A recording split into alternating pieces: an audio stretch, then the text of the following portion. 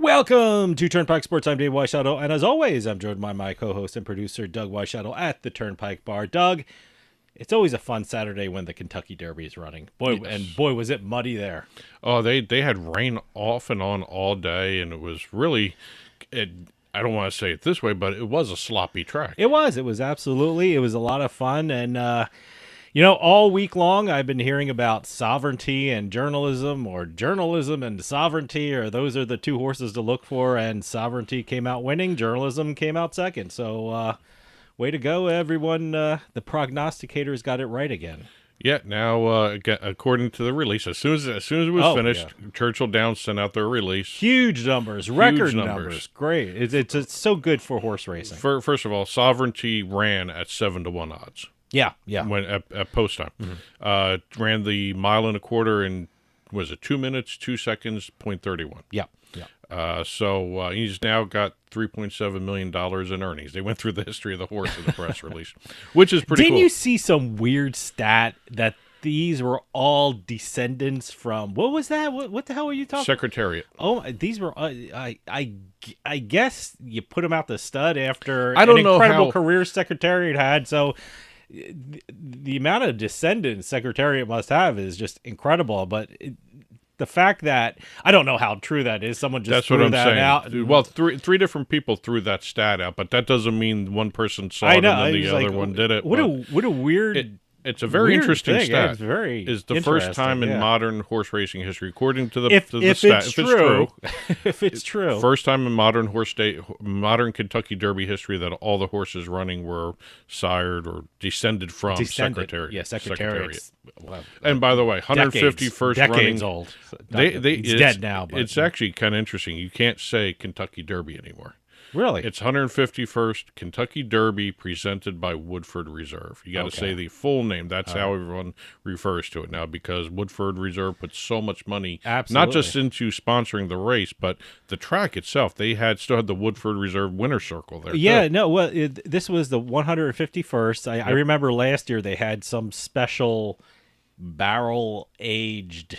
I don't even know how much they made of it. So I guess I saw the bottles of bourbon everywhere last year. I didn't see too many this year. I guess last year was the big year, 150. Well, again, for 150, what Woodford and Churchill Downs did. Some special aged barrel with an interesting... I don't know. But I'm talking about on the track itself. Woodford Reserve took some of their old barrels and made the winner circle out of it. Yeah, which was really cool. And they had the special bottle for last year's 150. It had a really cool looking Kentucky Derby logo on it and all that.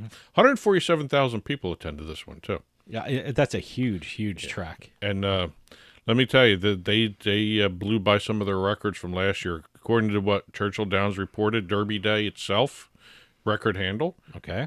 Derby Week, record handle. Wow. Okay. Kentucky Derby Race, record handle. Sure. And that's all sources wagering. That's online and retail.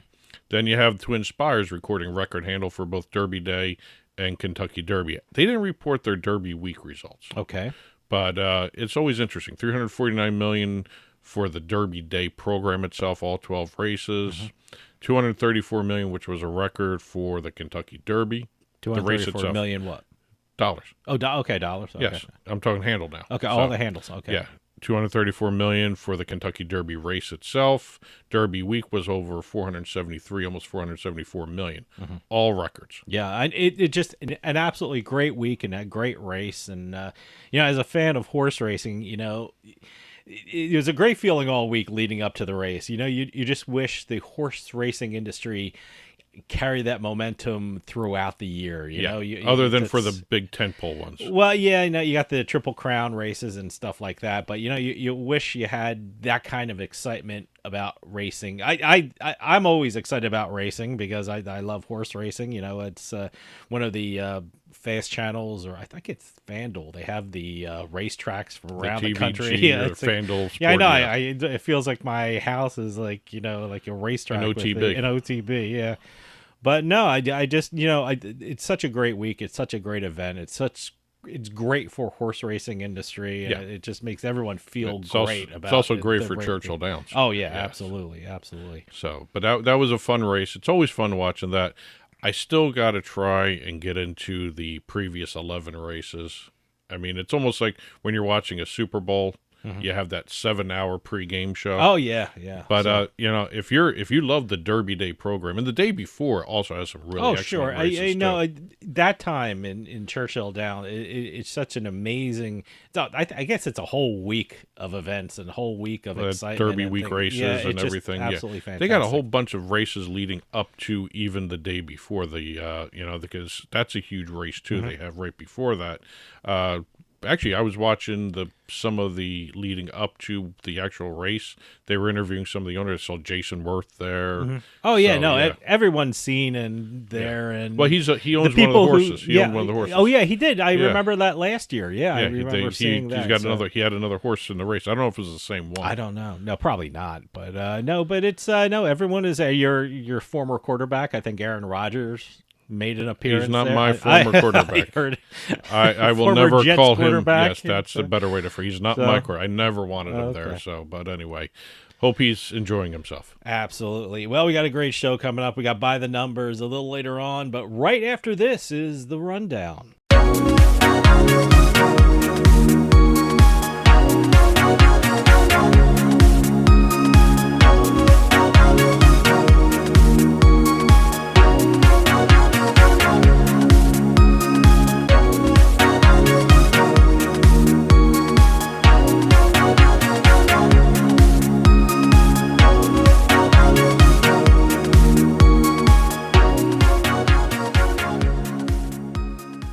The average cost of mesothelioma treatment can exceed $400,000. Families often face losing their homes or life savings just to pay the bills. If you or a loved one worked in these industries and were diagnosed with mesothelioma, you may be entitled to compensation to protect your family. At Rights and Claims, we've helped families recover over $1 billion to cover medical costs, lost wages, and more. Let us help you secure their future with the compensation you deserve.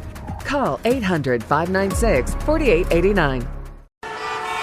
Exit 1. Starting off the rundown this week, the NCAA is in the news again with regards to sports betting. Okay. It seems to be NCAA always has something to do with the sports betting industry now. They've been pushing for bans on this and that in terms of all different aspects of the industry. They're worried about the influence of the industry on their players. And here we have the NCAA announcing a brand new deal with Genius Sports to disseminate and sell their live data. Oh, okay, great. I'm just watching them slowly turning the corner on getting more and more involved in the sports betting industry. It's the championship events only that they're selling. Okay, all right. But it is a step towards selling live data for the sports betting operators.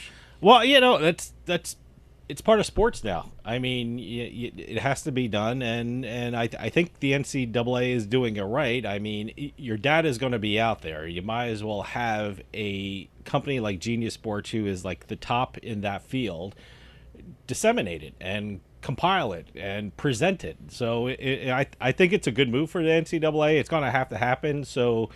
And I'm going to use a term with all leagues to protect the integrity of the information. I think it's great that Genius Sports is doing. Well, here's the overall deal. Genius Sports will have the right to sell live data from all NCAA championships through 2032. Mm-hmm. It includes men's and women's March Madness basketball tournaments. I know we're not supposed to use the term March Madness on air. When I still don't even know what we're supposed to use and what we're not supposed to use, so I don't know. But it's kind of interesting that certain things are not included. Regular season's not included. Okay. FBS football postseason games like the college football playoffs, not included. Okay. It looks like it's more just for basketball than anything else. Well, I think as this deal goes on, I think you're going to see it really go into other sports and other things like that. But, like I said, sports betting's a part of sports now. So, you have to put everything in place to get the proper data out and the proper information out. So you don't want everyone else doing this information. I'd rather have Genius Sports really concentrate on this, and I think NCAA is doing it right. And it looks like the NCAA, it's necessary. Yeah, it's just absolutely necessary. You can't get around it. The data is such an important part of not only fantasy sports but also sports betting. So it's out there. So. And actually, the way the NCAA and Genius tailored this does fit in with the NCAA's mission regarding prop betting as well as athlete protection, because the other aspects of this includes a ban on high risk proposition bets. Whatever you want to define the high risk as. Okay. Specifically underperformance wagers. Who makes that decision? High risk. That's what I'm saying. They're not totally defined yet in all this. But I don't know the what underperformance wagers. I understand that. There's one a always lot. some risk in proposition bets, and I don't know what level it has to reach to make it a high risk. So I don't know what that means. But I did like the underperformance wagers are not allowed. Yeah. What they call them, negative? Well, no, that's something else. That's something negative different? outcome. They also have a ban on negative outcome bets, which is all right. not making a field goal. Okay. This is if a person doesn't score 15 points a game kind of thing. And, I think what they're trying to say is the under part of those over-unders of totals for players, the player has more control over the under than they do the over. Well, I don't know if that's what they're worried about. That's what they're worried about. They're looking at thing. point shaving. That's the old-fashioned term of saying that. But, there are instances, there are investigations going on about players doing that. Now, whether or not they find anything, that's a whole other thing. But they are trying to ban, and they are banning under this agreement, underperformance wagers. Now, the other ones, wagers on injuries, totally understand that one. Yeah, no, that's creepy anyway. Yeah. Who the hell bets on someone getting hurt? Well, how about that's these? Awful. I'm still trying to figure out what market offers. By the way, if you're betting on someone getting hurt, you're a creep. Yeah. There you go. It's kind of sad to see that one, but stupid. Yeah, but officials' decisions. I still haven't found a market in the United States, at least, that offers that. I've never seen that. No. And anything on the officials. I'm trying to rack my brain. I don't remember any bet or any prop bet on officials. So how about this one? Fan voted awards. I guess they're talking about Heisman's, and that's not fan voting, though, is it? Yeah, no. I don't know what. Yeah, I'm trying to think of what awards those are. So no, I think Heisman is. I don't know. A lot of these awards now have an element of fan voting. You can always cast your. I don't like I said. A lot of it, the Maxwell Club Award or the award for linebacker and stuff like that. Or a defense award. A lot of that is from the media and things like that. But I don't know. Sometimes they have an element of fan voting. So I don't know. And to answer your question about, I have to take a deep dive into that one. That's an interesting fan voting awards. I'm more curious about the officials' decisions to see where that's offered. I've never seen that. Yeah, but I never. To answer your other question regarding who controls what a risky bet is, there is one aspect also that's included this where Genius Sports can control that. Okay. This is something. So if called, something's like a plus 700, is that I guess a higher risk? I don't know exactly. Is that how they're? I don't know how they're judging. But it. what Genius has instituted or will establish under this new expanded deal with the NCAA, an authorized gaming license for their sportsbook clients. If the sportsbook wants to offer NCAA feeds and logos, they have to agree to limit risky bet types. Okay. Not specific on what these are considered risky, because I think that's going to be case by case. Well, it's also state by state. When it comes to NCAA, each state is something different. I always say here in New Jersey, we're not allowed to bet on colleges and universities located within our state, and we can't bet on collegiate activities that occur. Well, that's not included in risky bets. I know, but it's an example of how different each state is with regard to NCAA betting. Well, some states allow prop bets, others don't. So again, this is going to be really looks like it's going to be determined by Genius Sports first, because of that license establishment that they've got there. It's part of the new deal, I guess, they have with sportsbooks for NCAA under this deal. Okay. So, I mean, I guess it's a step in the right direction for NCAA. No. It's a necessary step. This, whether it's you're talking about sports betting or fantasy, it's all about data, and where you get the data is very important, and you need official data, or again, protect the integrity of the game. The integrity lies in the data. So. Here's my question: will this type of deal that the NCAA has carved out with Genius Sports? Will other leagues follow this? MLB, NFL, no risky bets, no underperformance bets. Is this something that may be a precursor to what the pro leagues do? Well, I guess we'll have to see how this goes. This contract goes with the NCAA, and I guess look, if another league likes what they see, what's happening with the NCAA and these provisions of the contract, why not jump in? It's also a very subtle way to control your IP, your intellectual property, logos, brands, all that stuff. No, absolutely. That's again, it's a necessary step that I think the NCAA is taking. Yeah. Exit 2. Well, we have the recently launched Brazilian sports betting market that has been, growing by leaps and bounds ever since it started. January. January. Yeah. It's already changed its viewpoint on esports now. Okay. Originally, esports betting was limited to games that were officially recognized by the International Olympic Committee, the IOC. Okay. And they were basically harmless type games. They're chess, motor racing, cycling, tennis, no major shoot-'em-up games due to the violence. First off, I've never heard of cycling esports. Is that like... That's a big thing. Wow, really? Yep, virtual cycling. It's just like the e-car racing. How is that done? If you're doing e-cycling or e-sport cycling or whatever they call it, e-cycling, they should be on like a stationary bike. Are they really? Some of them are. Some of them just have the machines. Yeah, some of them have actual bikes that are on treadmills. They don't have like a joystick controlling No. You're actually on a mechanism. Okay. And you're racing against other people doing the same thing. And you got simulations for hills, curves, all that stuff. I kind of like that. I've never heard of that before, but that's great. It's just like... I'd watch that. Yeah, I mean, but first off, you'd have to have a split screen. You'd have to have, the video version of it, but then you should have... You mean watching the guy actually doing it? Yeah, I want to see the person actually doing it. So, but also the actual, like the video kind of thing on it, the esports section of it kind of thing. Well, if you ever watched the virtual motor racing where they have they're in the simulation. They have a cockpit where they're driving like a cockpit, and the cockpit does... Some of them move with the road and everything else. Well, they do that for training purposes. Yeah. I wonder if they do that for the... That's where this all came from, Okay, all right. I like that. Yeah, and virtual cycling started back in COVID time. It was one of those things where you could still have the tournaments. Never saw it, never heard of it. I think that's great. What's actually interesting to watch is the virtual sailing tournaments, by the way. They don't... How does that work? They have actual virtual boats that you're racing. The individual racing boats. Wow. Yeah, so they have those. Oh, wait. The motorized boats. Yes. See, I'm thinking yachting and people leaning on the sails kind of thing. Okay. All right. But originally, Brazil didn't want any of the violent content style games to shoot 'em ups. All right.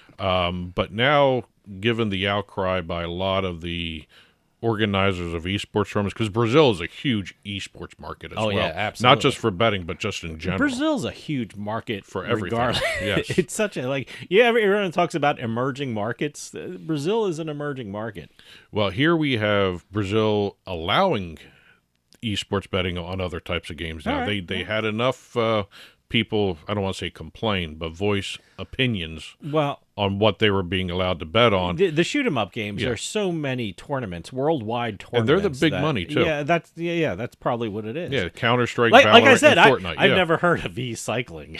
so yeah, obviously the other games generate a lot more money in the esports industry. E-cycling is part of the esports Olympics. I'd watch that. It's going to be kind of interesting to watch. See, now I'm going to have to go look that up online and see what that is. But they are now going to be allowing the shoot 'em ups: Counter-Strike, Valorant, Fortnite. for fixed odds betting.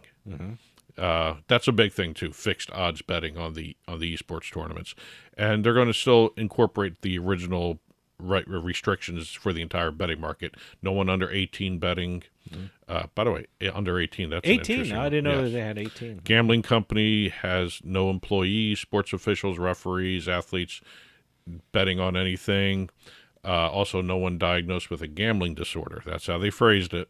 That's gambling disorder, not being able to and participate. it has to be diagnosed. Yes. Okay. And it's only if it's licensed and organized in accordance with what the Brazil sports betting regulatory body wants you to do. Okay. All right. So kind of interesting to see a quick about face from Brazil on this. Okay. Well, look, like smart, you said, smart move. It just started in January, so you're going to see a lot of politicians, a lot of judges, a lot of companies are going to put their 2 cents in and grow this market. So I'm sure there's going to be a lot more changes in Brazil. I think when this thing was first drafted, what is it? 2 months old, 3 months old, something like that. When the esports, this whole industry, when the esports betting industry in Brazil was hammered out, I think they really didn't think it through, because the big tournaments down there are all these shoot 'em up games, and I understand the anti-violence thing. Well, look, I mean, maybe that was a way to introduce the country to the esports betting industry, but I think they had to incorporate these other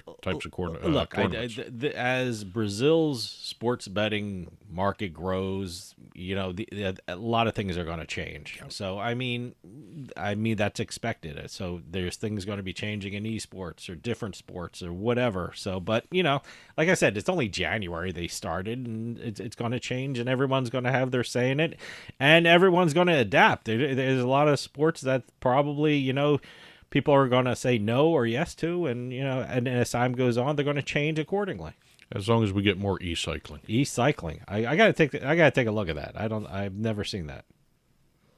You may want to attend college, but you have a full-time job and kids that need your full-time attention. How can you possibly attend college? You learn online at South University. Earn your degree while you still earn a paycheck. Take care of your future while you take care of your children. Earn your degree any hour, any day, from anywhere. And the credit transfer policies also make it easier to return to college. Earn your degree online from instructors who go way beyond the classroom to help their students change their lives. And help their students change the lives of their children. Learn online at South University. Call 800-829-8056. College is a road to your destination. And every journey begins with a starting point. Start from South University online. The convenience of taking classes where you want. The flexibility of taking classes when you want. So you can become who you want. South University Online. Call 800-829-8056. That's 800-829-8056. Exit 3.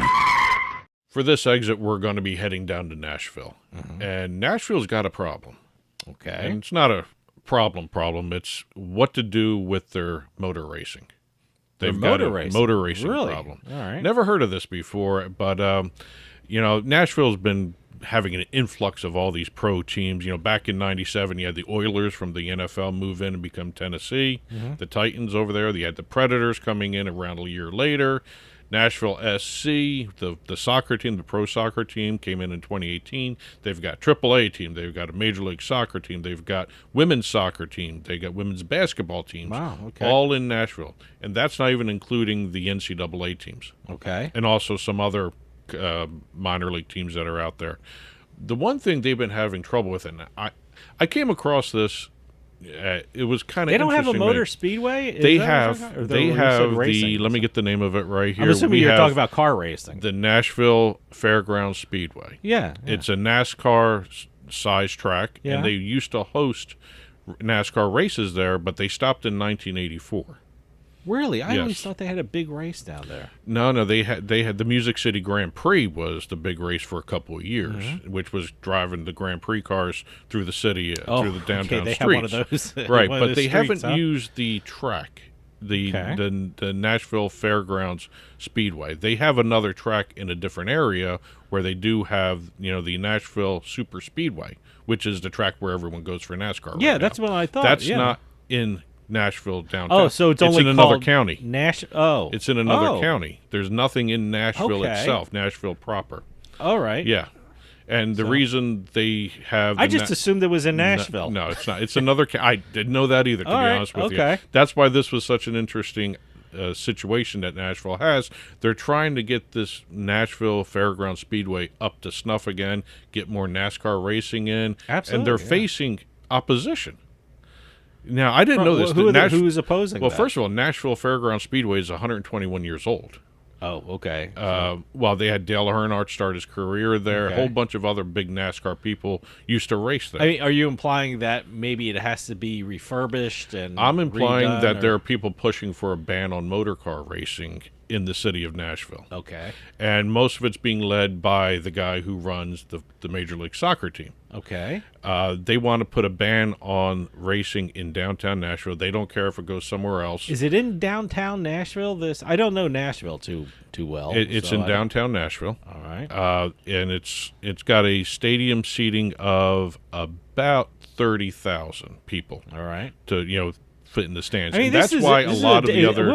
What are the reasons why? It's a totally different sport, because totally different fans. The other teams in the city are afraid that 30,000 every weekend will draw away from their fans and cause issues in terms of getting people into their stadiums. All right.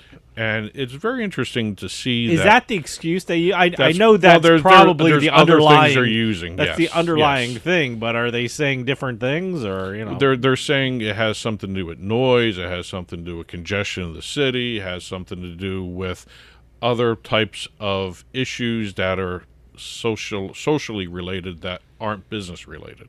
Okay. And they're pushing for this ban. And I just found this kind of crazy that why would you turn away NASCAR in downtown Nashville? That seems perfectly suited for that. More people to the city is always a good thing for either tourism or other. And Nashville. Motor racing is usually during the day. I mean, sure there's during some the weekends nights too. Well, soccer games are during the day. But it's also if you have during other the day. concerts, these other things, soccer games and basketball games, and they're usually at nighttime. So you can probably if you're a sports fan going to Nashville, that'd be great going to the Motor Speedway during the day and at nighttime go to a basketball game. Well, the other or thing like Nashville Fairground Speedway was or used soccer for game? Were concerts. Oh, okay. Which is what the soccer stadium is being used for right now. All right. So there's that business reason of drawing competition. Okay. So it's going to be fun to watch to see if they actually do a ban on motor racing in Nashville, Tennessee. I can't see them doing that. I doubt that. But maybe there's another way they can get the Nashville Fairground Speedway revitalized and re-energized for NASCAR without hurting anybody else. Absolutely. Exit 4.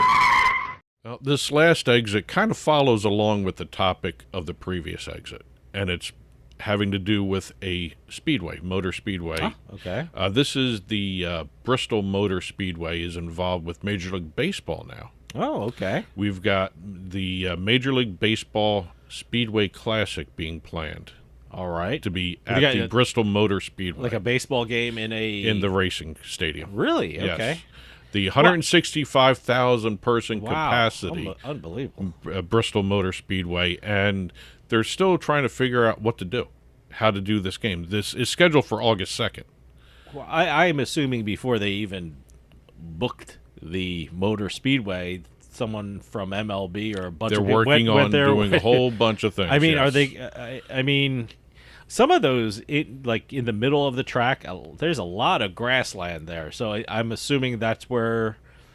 I mean, I don't think that they'll be using any of the track for the ballpark, right? I mean, it'd be inside the track. According to reports, they're moving pieces of the track around, not the actual track itself, but the infield, how to do some more additional seating. Yeah, I mean, there'd probably be a lot of additional seating on the track itself, because I don't think you can play baseball on like a paved roadway. Major League Baseball has never done this before. I mean, they've done Alabama's Rickwood Field, they've done the Field of Dreams Field, they've done Fort Bragg in North Carolina, but here we have. But that's a lot of grassland. They could wear. They don't. There's not a paved track around it. The Speedway Classic, like I said, 165,000 capacity stadium, which they actually call the last great Coliseum. That's its nickname. Okay.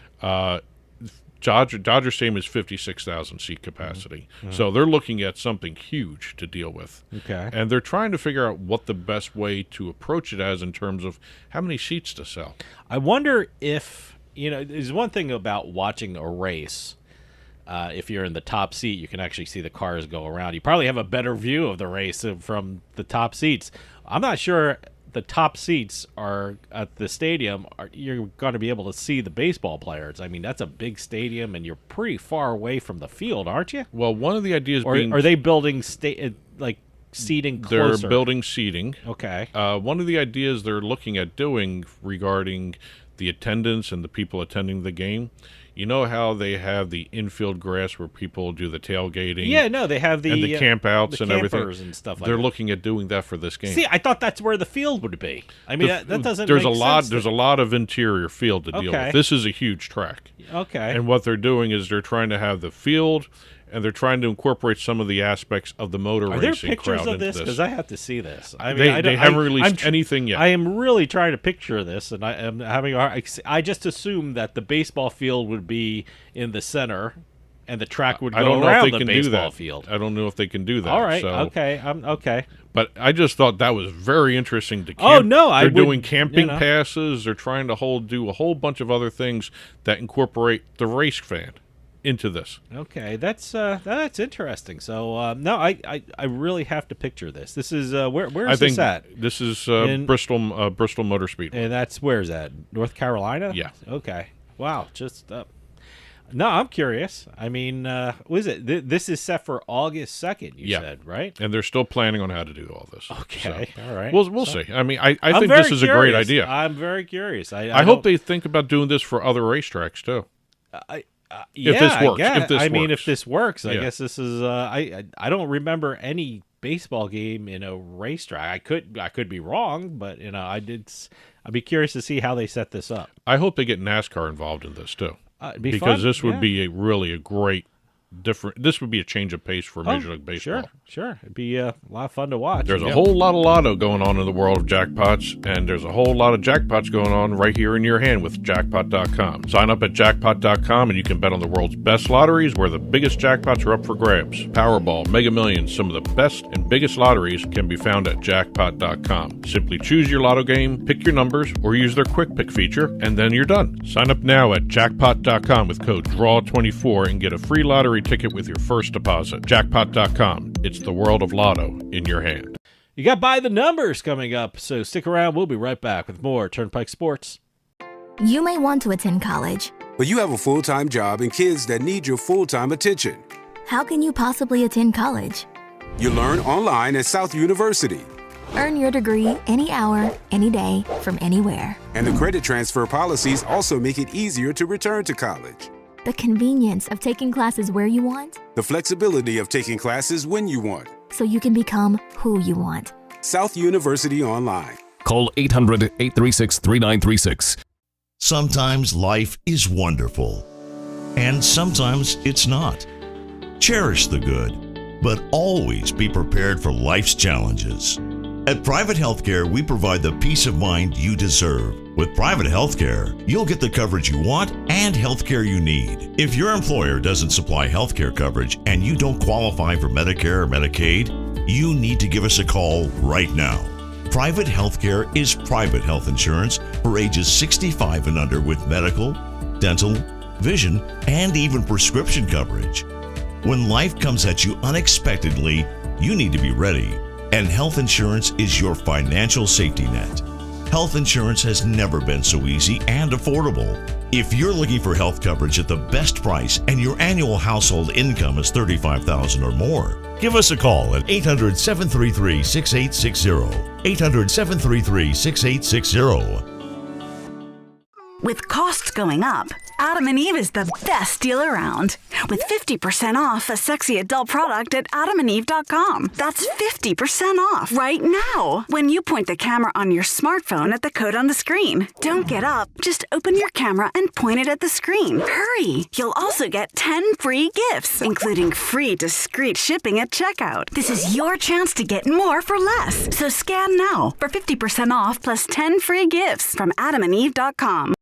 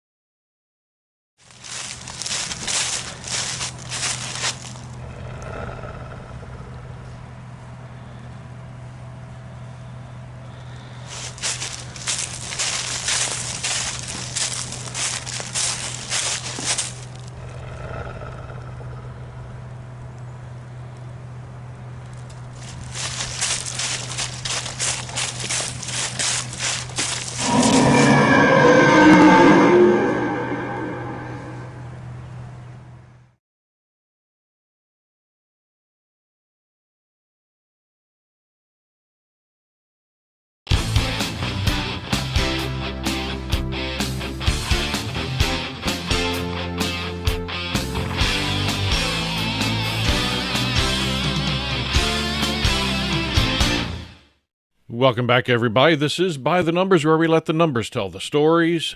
What we do here every week, and I've been doing this since the section of the program started. Put together a collection of different numbers. They're all sports related: business, marketing, legal, ratings, audience, that sort of thing. By the way, I saw nothing on the news with numbers this week, so I don't know.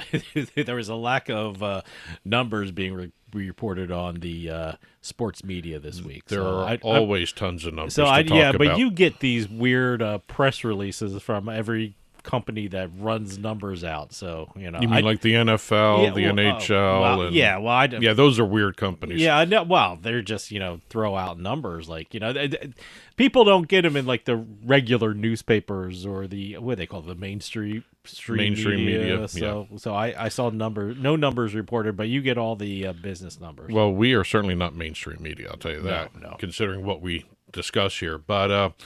I've got a collection of numbers this week, and as always, I tell everybody, info@turnpikesportsradio.com. Send your press releases, your announcements, your ratings figures, your dollar deals, all that stuff that are coming out. Lately, it's been ratings and dollars.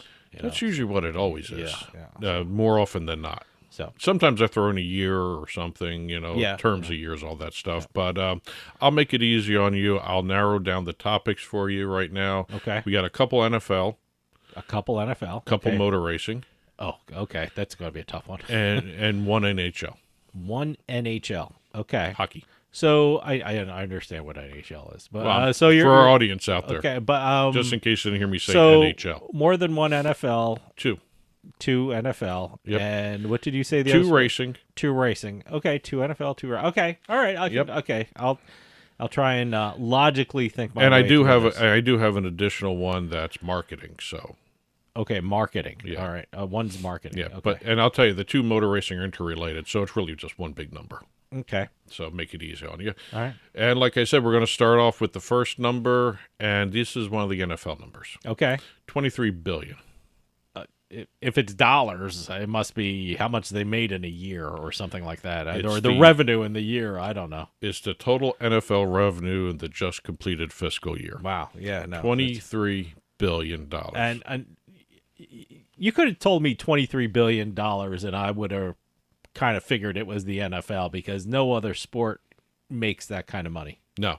And they've announced the distribution per team out of that $23 billion. You're looking at $460 million per team. Wow.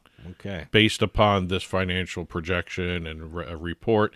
And that's not even counting the salary cap, which is going to be a record this year. Yeah, I would. Salary cap is going to be $279.2 million. Mm-hmm. So that's $279.2 million to the teams for personnel purposes, player purposes, and then another $460 million in their pockets. Yep. There you go. And, it kind of goes into what Roger Goodell had always been talking about. He mentioned this when he first came into his position, that one of the ideas is to grow the NFL's revenue structure so that he can get to, I think it was $27 billion. Well, he's on his way. I mean, last year was $25 billion by 2027. He's on course. He's totally on course. Was it $23 billion, and he said he wants to make it $25 billion? Oh, in 2 years, basically. He'll do that next year. Maybe, I don't know. He'll certainly do that next year. Well, they still keep kicking around this 18-game season. Yeah, but I don't think they're going to do it next year. I think they're going to make $25 billion next year, and they don't need an 18-game season. I think it's. I mean, what's been happening with the NFL, especially with sports betting now. Yeah. I mean, there are new fans. There's new advertising agencies that are getting involved with regard to sports betting in the NFL. So it just prints money. The NFL. Yeah. It's just absolutely incredible. And now with the international games generating even more revenue. Yeah, I know that's helping. I mean, that's the Europe, and where is Australia now? They're going to be playing. There's Australia. There's still Germany. There's the UK. Yeah. There's Mexico City. Yeah. They've got all these different new international markets coming on board. There's even stuff talking. They're even talking Saudi Arabia for one thing. And they're going to bypass $25 billion next year. So Yeah. I even have trouble saying $25 billion. I can't say $25 billion. It's incredible. And they're saying the current media deal they have right now with all their different network deals, they can opt out in 2029 and get even a bigger deal. Sure, if absolutely. they do switch over to the 18-game schedule. Yeah. Everything's hinging on this 18-game Let me tell you something. They have new media outlets. Streaming is going to become bigger and bigger and things like that. So we'll see. And it's 12 months of the year. We just had the draft, which I'm sure brought in a lot of revenue. I mean, there was commercials after every pick of the draft. So, they're making money off the draft, and no games are even involved in that. No. So, and it was on different networks as well. It was on the NFL network, and it was also on ESPN. I was flipping. I always try and figure out, you can't watch social media and watch a particular channel, because sometimes the social media is before the channel announces the draft pick. So you have to be careful. There's an art form to watching the NFL draft. Yes. So. Well, speaking of the draft. And a lot of drama this year with Yes. Shedeur Sanders. So, we were wondering where he was going to get picked and what was going on. And, I'm sure that kind of beefed up a lot of people and the ratings. So. Well, speaking of, $13.6 million. And speaking of? Yes. What we were just talking about. Oh, the draft? The draft. Second most watched draft. Okay, what was the first? Let me tell you something. The Shedeur Sanders, it's terrible for the kid. I don't know what the hell happened with that situation. There's so much behind-the-scenes stuff. There's so much drama that was building up. Yeah. And, you were watching, where was he going to get picked, and why isn't he getting picked, and what's going on? And so, it was it really was interesting built up to the watch drama. that. It was really interesting to watch what happened to him. What was more interesting was everybody focusing on it, which just beefed up the drama. Yeah. I mean, everyone was complaining about Mel Kiper having a meltdown Let me about tell you that something. happening. I think he was goosing that a little bit. Well, what was happening is, why wasn't he getting picked? And that was bringing it to social media, and the people who weren't watching the draft but saw it on social media turned on the draft. Yeah. So, it kind of helped out the rating. I'm very curious to see what was the first. The it was 2020. The 2020. Joe Burrow. Okay. Justin Herbert and Tua. Okay. It's some More about the quarterbacks. More quarterbacks. Some about the quarterbacks. And also, that was a COVID year, too. I think the first COVID year. It might have been the first month of COVID. It was all virtual. Because COVID kind of started March of 2020. That's exactly what it is. And the draft was April 2020, or was it May? It was April 2020. It was April 2020. Yeah. And they were supposed to be in Las Vegas. Oh, okay. And they weren't? Nope. Or I can't remember. It was all virtual. It was all virtual? Yeah. Okay. So, but no, that was the big one. They had the 13.6. Well, you know what? Everyone was sitting home. Yeah. Apparently. So, so everyone was watching it. Last year they had 12.3 million. I'm trying to remember, where was last year's draft? You know what? I guess last year wasn't in Philly. It was 2 years ago they were in Philly, right? Where were they last year? Was it Tennessee? I don't know. I can't remember. I can't remember last year's draft. That's the problem. Was it? I should have looked this up, but I can't remember last year's draft. Was one in Dallas, or one was? I don't know where it was. But the 2020 was 15.5 million. That's still the top draft in terms of viewership. First round was 15.5 million. 13.6 for this one.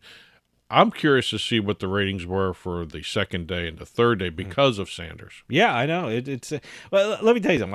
I always complain is I missed the draft when they started on Saturday at noontime. Yes. You go to your local sports bar and you watch it. The local sport. I have a couple T-shirts from past drafts when they had the draft parties and that started at noon on Saturdays, and I always like that. But obviously, they get more viewers Thursday night, more advertisers, more ad revenue Thursday night. So and it was interesting to watch when the person's name was called. They came running down and they had the webcam going where they put their hat on. Hat on in the mirror. Yeah, that was a webcam too. Yeah. So they were streaming that stuff. I thought it was like a two-way mirror kind of thing. Yeah, it was. So, it was, but it was also there was a webcam behind it, so that's how they were streaming it. But it's very interesting. You can't have anything with the NFL without some kind of spectacle, and the Sanders is one of them. Now you have also Goodell at one of his pre-draft interviews, and I can't believe he threw this out without thinking, because everything he does has a plan attached to it. He was doing an interview with the Pat McAfee show. Okay. And he said, we're trying to make the draft faster. It did move a lot quicker. It seemed like the picks were in a lot quicker. They were complaining about the length of this one.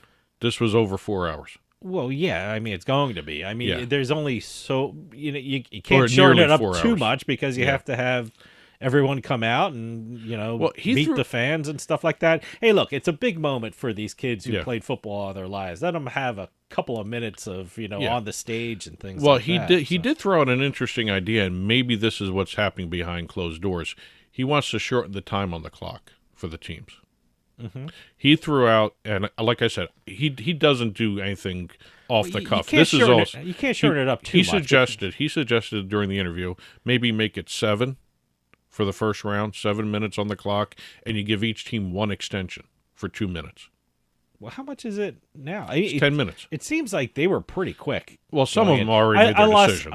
Unless there were the big thing about it is the trades. Yeah. Do they have enough time to make the trades and things like that? But no, I thought it moved pretty quick. Well, actually, the Chiefs, which were the last ones. It seems like as soon as someone was announced, you had the team in the bottom corner, it said the pick is in. Yeah. So, well, a lot of them already had their decisions made before the draft. Sure. But that's an interesting idea, giving each team 1 extension and a shorter time on the clock in the first. Because, again, you don't need the full 10 minutes anymore. You could see by this year's draft, everybody had their decision made pretty quickly, unless there's a trade. Yeah. So, kind of interesting an idea, 7 minutes instead of 10 for the first round. Yeah. Because I think, 2, 3, and round 2, 3, 6, and 7. Oh, the later rounds, 5 minutes. They're 5 minutes each. Yeah, but they're blazing through the picks. Yeah. Oh, and this year's Mr. Irrelevant. Everyone looks at that. Oh yeah. Patriots had him. Defensive back from Memphis, so he gets a full package of. Let's see, he gets a full week of a tour of Disneyland. He gets NFL Network media opportunities. He gets he participates in a sailing regatta. Oh, okay. And he gets a trophy now. You know how they have the Heisman? Is that like sponsored by someone or? Well, this is an entire industry of itself. Oh, It was started by the family of the first Mr. Irrelevant. Okay. And it's still run by the daughter. He gets a Lozman trophy. High versus low. Oh, okay. Yeah, and it's a Heisman. It's a Lozman. Okay, and it's an image of a guy fumbling a football. Okay, so all right. Congratulations, this year's Mr. Irrelevant there. Yeah. The next number is going to be hockey related. By the way, NHL. Yes. Okay. 12. 12. I don't know. I wouldn't even know what 12 is. It viewership kind of thing or 12? Yes, but viewership. It's money, a percentage. 12%. Something happened. 12%. I was actually surprised at this number, to be honest with you. Okay. But I do understand it. NHL's regular season ratings were down 12% this year. Huh. Okay. No reason other than maybe regular season. It's kind of a big drop. Well, it has a lot to do with what they. This was the first year with that tournament in the midseason. Oh, okay. Yeah. So everyone's looking at maybe it had an impact in terms of the regular season. Maybe it didn't. Maybe there's something else going on. I thought it was pretty popular, that actual tournament. Oh, that set records in terms of viewership. See, but I don't know what happened with regard to. I'd be curious to see. We're going through, the Stanley Cup playoffs right now, so I'm curious to see what those. A lot of people just wait till hockey playoffs to start watching hockey. So it's the first time. It's the first time the NHL in their current media rights cycle here that they've experienced a downturn in viewership, and a lot of people are pointing to that tournament. A lot of people. Again, there's so many different reasons why streaming is not included in some of these numbers. There's all different avenues of watching NHL if you watch regular season at all. I mean, if you're like a lot of people with the NBA, they don't watch the regular season. Yeah. Yeah, they watch the playoffs. Well, the NBA is a little different. NBA, you don't know who's going to play every night. Some of the stars, they sit them out for the NBA. Yeah. I mean, hockey's not like that. No, they don't do any kind of load management for hockey. So the only time you have load management is a guy who actually can't physically play. Yeah. So. Hockey's a weird kind of a sport because, you never get a straight answer of why someone's hurt. Upper body injury. Upper body or lower body injury. There's never anything specific. There's something wrong with his chest. Yeah. There's never anything specific. Next number, $106 million. $106 million. If it's a dollar sign, I would say either a media or a sponsorship. Well, first of all, I didn't say it was a dollar sign. If I said if it is a dollar, it's media or sponsorship. If 106 million, well, that would be. It is dollars. Okay. Well, okay, it is dollars. Yeah. Well, it's either media or sponsorship for a season. Sponsorship. Okay. The alcohol category of sponsorships. Really? $106 million in new deals across the NBA, NHL, NCAA Power 5, Major League Soccer, MLB, NFL, and F1. So these are new deals. These are all brand new deals. Okay, that's not even bringing into the established deals. The overall amount that was spent for alcohol in sports sponsorships was $725 million. Oh yeah, look. Every time you turn on a game, there's booze. Yes. So yeah, I can imagine that. Yeah. It was interesting to see the breakdown of this, and this was a newsletter. Well, you talk about the draft. They had Bud Light on the banner up Yes. on top. So yeah, I mean, sure. Most of it went to in-person experiences. 44% of that money. What's that mean? Stadium and events. Oh, actual all right. physical events where you actually like the purchase, draft, like yes, I just said. exactly. They just had Bud Light Right. over top of it. 36% went to signage. That's the Bud Light there too. Yeah. 9% to property rights. logo usage, team logos, everything else to use in their commercials, that sort of thing. 5% went to broadcast media. 3% went to digital and social media. Got 2% this year, which was kind of a change from the past. Social was not that prevalent into the breakdown until this recent year, or 2024, I should say. Okay. Last two numbers are tied together because they're almost the same. They're tied together. Yeah. Wait, we haven't had the racing thing yet. There You you go. said we had hockey, football, and racing, so we haven't had any racing yet. So We're having racing. These next two numbers are racing. And they're almost identical. Like I said. NASCAR racing? Or? No. Okay. Well, yes and no, because Okay. it does involve NASCAR. Okay. 1.04 million and 1.05 million. Okay, they're kind of pretty close together. Exactly. So, sponsorship on cars. How's that? Viewership. Okay, never mind. F1, Formula One racing, through its first 5 races of this season, All right. averaging 1.04 million viewers per race, which Just is in the unusual. U.S.? This is overall. Okay. This is unusual for F1 to have that kind of viewership, the first 5 races. As a matter of fact, Is that a good thing or a bad thing? they're saying it's down. It's down. Okay. Because of the way the races are organized this year. They changed the way they're broadcast, the way they're scheduled. Saudi Arabia Grand Prix precursed some of the other ones. So the Are entire they basically scheduling streamed now? Because I haven't they're seen ESPN. them on. ESPN. Oh, okay. All right. I've watched a couple of ESPN. If Sunday mornings, F1 is always Grand Prix racing. F1 racing is always Sunday mornings on ESPN. Really? Okay. Yeah. All right. You turn it on around 6:30, 7 o'clock in the morning. Well, you'll see some F1 maybe racing. that's the issue. It's a time zone and Well, you can watch replays too. Well, a lot of you can't watch replays and bet on them. Maybe there's the factor of look, if they were in prime time, it also means I can bet on them and watch them. So maybe that's that's the situation. Yeah, so. But that's 1.04 million. The So 1.05 million. Is that ratings too? That's ratings too. All right. And this is NASCAR, but it's not NASCAR normal. This is the Xfinity Series. Okay. From NASCAR. All right. First year they're on free-to-air TV, which means CW. There's no streaming components to it. Oh, the CW. Huh? Yes, they're actually CW lost Live Golf. Okay. So they replaced it with the NASCAR Xfinity See, every time I'm Series. thinking I want to watch some sport, I don't think CW, Basketball, I finally got used to going to TNT and TBS and stuff like that. So, it's one of those things you don't think of when you think of sports programming. No, but this Certainly is up. CW, I don't think of. This is up for the next NASCAR Xfinity Good, Series. good. The Rockingham race, which is basically the beginning of the Cup Series, they had a 1.05 million average viewership for the race. Okay. That's the second best since 2018, where they had 1.24 million. Great. So we're seeing some growth here, some declines there, but I thought they were kind of interesting. 2 different types of racing, similar numbers. One was a decline, one's an incline. Okay. So, but that's it for this week's numbers, and this is the end of By the Numbers. As always, press releases, announcements, even submissions from our viewers and listeners, info@turnpikesportsradio.com. If you're submitting numbers, please make sure to tell me what the numbers mean, because that means I have to do some work too. This is not fun for me. It's certainly not fun for me. But anyway, that's it for this week. I'll be back next week with a whole new collection of numbers. And that'll do it for us this week. We'll see you next time on the Turnpike.